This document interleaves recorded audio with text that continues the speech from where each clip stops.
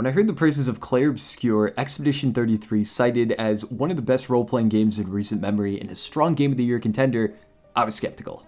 I find myself cautious when phrases like that get thrown around, both for FOMO and personal taste. One's masterpiece could be another's and vice versa. Just because a game's reception is overwhelmingly positive isn't always a guarantee that you'll love it. Occasionally, when I check out the hot new game in the month or classic, I'm not on the same page with the majority. I've had this occur with The Last of Us, God of War, and most recently, Mouthwashing. If you love any of those, more power to you, that's awesome. They just weren't my thing. So when I heard the love for Sandfall Interactive's debut title from other people on the internet, I was happy for him, but on guard with my wallet. Until it got props from the French president for selling over 1 million copies as a cultural landmark. That support outside of the games industry got me curious. At the time of writing this, I finished the game, and I gotta say, I loved it. I understand why people are talking about this game. Of course, as a stranger on the internet, take that with a grain of salt, but I want to make this video talking about the bits I really enjoyed. A companion piece to come to your own conclusions if you're still unsure yourself. Because of that, I won't be discussing any story beats after or at the end of Act 1, and showing a wee bit of optional activities later in the game. That's my pitch. Grab a cafe if you're interested, and enjoy. During my playthrough and time outside of it, I still think about how it starts.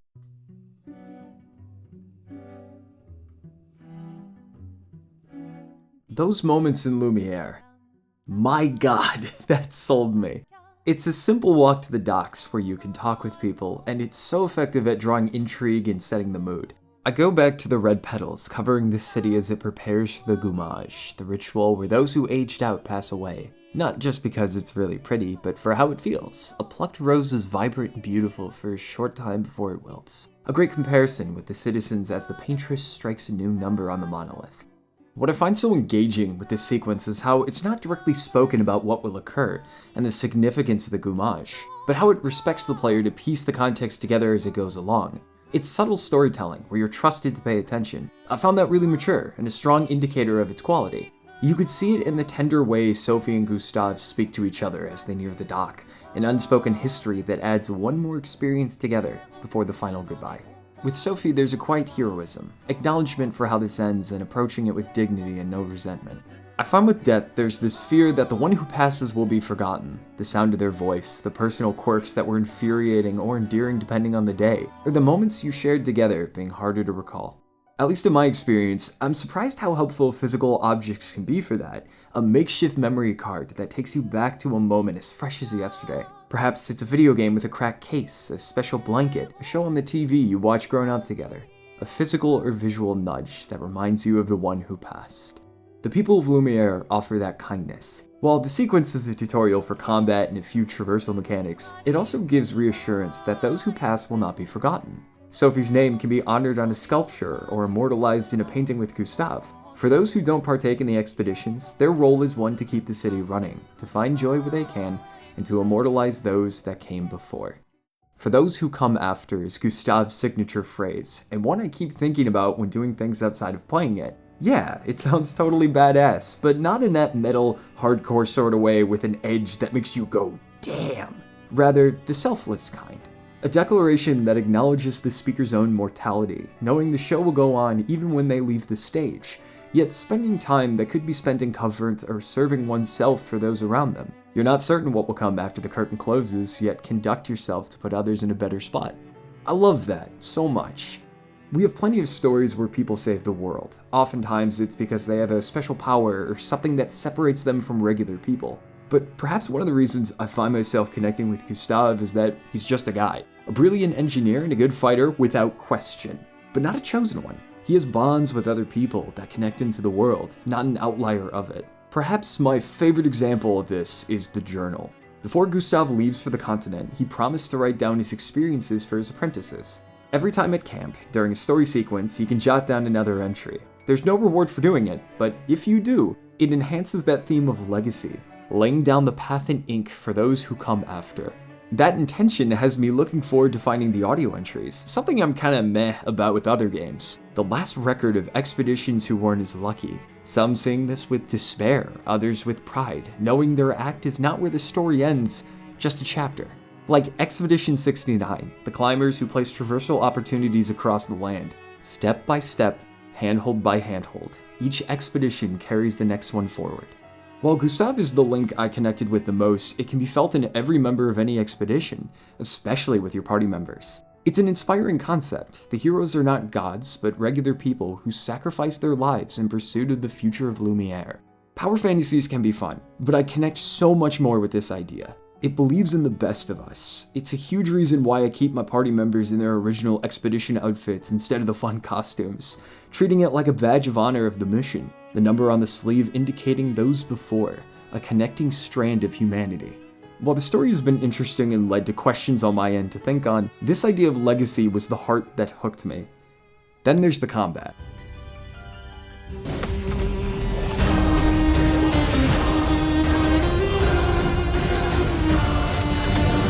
It's got this HUD presentation similar to Persona 5, mixing in quick-time button presses to power up moves. Normally I'm not a fan of turn-based combat with a few exceptions, but here it's wicked. I narrowed down my enjoyment to the enemy design and active engagement on their turns. When a foe attacks, you have the chance to avoid damage by dodging, or parrying, which requires a tighter execution but rewards AP for abilities. It offers a counter if you parry the whole attack chain. There's also jumps and gradient counters that unlock the further you get. Seeing these options, I consistently ignored the dodge option and would just parry, or eat chunks of damage as the mental gears turned into recognition of the timing. Every enemy wind-up was an opportunity to learn. Perhaps there's a delay on a follow-up hit, a constant rhythm on ranged attacks, or a visual tell if I looked for it.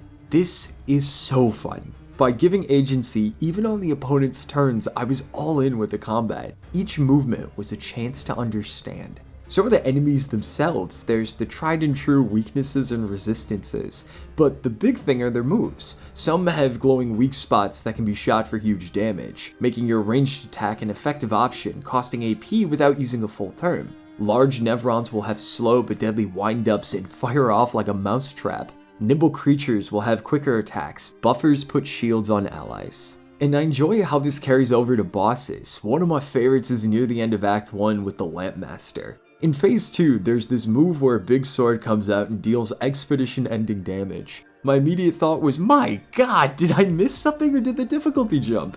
The answer is we on the former. Suppose you notice the lanterns scattered across their body and the sequence they light up in. And suppose you pull out the Glock or equivalent, shoot the correct bop it sequence, and congratulations, that move is now on timeout. Fights feel like active puzzles, in part to figure out how to deal with enemies and how to set up your teammates with their playstyles. Like Maya with her stances. Virtuoso is the heaviest hitting with no downsides, such as offense taking increased damage and defense dealing less. A way to activate that is using Swift Stride that changes to that stance if the enemy is burning. Now, you could use a turn as that character to set up that condition, then use that move, or have Lune use Immolation or equivalent to set burn instead, or have a buff that implies the condition if marked. Because skills can be swapped out easily, it lowers the bar for experimentation, which can also be added onto with Pictos, equipables that can add effects to your characters. And if used during full battles, it can be applied as a passive buff with a different currency. Pictos aren't always 100% good. There can be some trade-offs, like parrying not gaining AP, instead taking damage rewards it, or not gaining health back but taking less from hits. One of my favorites is Roulette, a wildcard option that has a coin flip chance for attacks to either do 50 or 200% damage. It's not an ability that can be counted on, but I have it as a permanent buff on CL. It may not be the most optimal, but I thought it was fitting. A character all about cards counting on Lady Luck for a good hand in a life or death battle. It made the character so fun to play. Moments where a sudden burst of damage or Hail Marys against a boss became the most hyped moments in a fight. This completely optional ability sparked a different way of playing the game. With that character, I would get skills that would do multiple attacks to increase the chance of proccing that effect. The further you get, the more you can adjust your playstyle to whatever you want. It's been cool to hear what other people come up with or transcend the amount of damage I thought possible with good prep. Plus, there's always the possibility you could just master the timings of parries and brute force a fight regardless of build. Different strokes for different folks, after all. So, besides the story and gameplay, something I find so fascinating about the game is how much of a joy it is to play. It's like when I was playing Paper Mario: The Thousand Year Door or Mother 3. Titles where the biggest draw for me to explore and spend time was because I loved to be there. The kind where I have a story objective and instead pause and think about how cool that fight was or that cutscene. Games that prioritized the experience itself. Ones where there were secrets hidden away that were a blast to find out, like a mime enemy with a great battle theme, or running into a high-level optional boss that killed me immediately. Or coming across a fight club that rewarded pictos tailored to solo fighting, or talking with a friend and hearing a phrase I never knew I wanted, "Did you play volleyball yet?" I'll stop there, but you can see my point, right? It's the kind of game that captures what makes a JRPG, or as I've heard it described, a JRPG, so fun. You're invested in these characters in this story, having a great time getting into fights and exploring the world. Not to fill a quota on activities, but because you enjoy spending time within it. At some point, I'd like to cover this game in a longer video after I've had a long time to mull it over, but I hope this one helped articulate what I really enjoyed about it. Merci buckets for watching. If you do decide to check it out, I hope you have a wonderful time. Take care of yourselves, drink plenty of water, and I'll see you around.